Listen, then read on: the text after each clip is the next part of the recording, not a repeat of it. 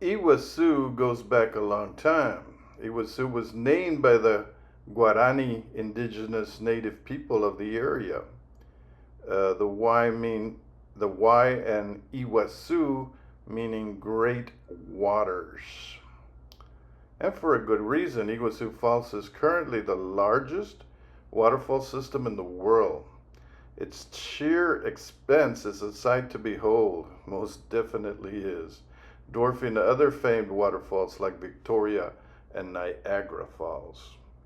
According to the local folklore, the serpent deity planned to marry a beautiful woman named Nayapi, who fled with her mortal lover, Tarupa, in a canoe.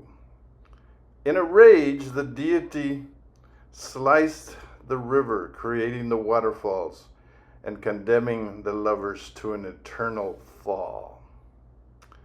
In modern times, most of the river's course runs through modern-day Brazil, while most of the falls can be found in Argentina.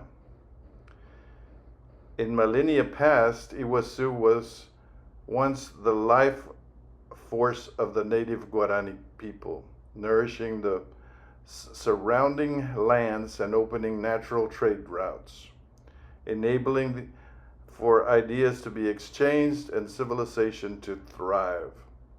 It was against the backdrop of the Iguacu waterfalls that the Guarani were able to harvest the freshest caña, sugarcane, and share their rum-making secrets with their Jesuit counterparts.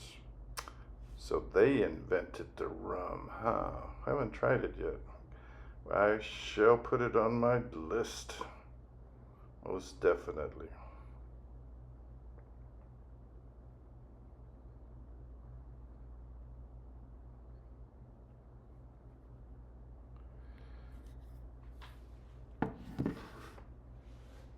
Well, thank you for viewing Tres Vinos Adventures.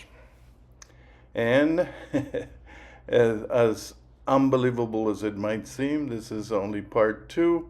I'm going to have to splice it here and move on to part 3 for the grand finale. So make sure you come back for part 3. Thank you for visiting and viewing Tres Vinos Adventures from Iguacu, Brazil. And definitely don't forget to like, share, and subscribe. Thank you.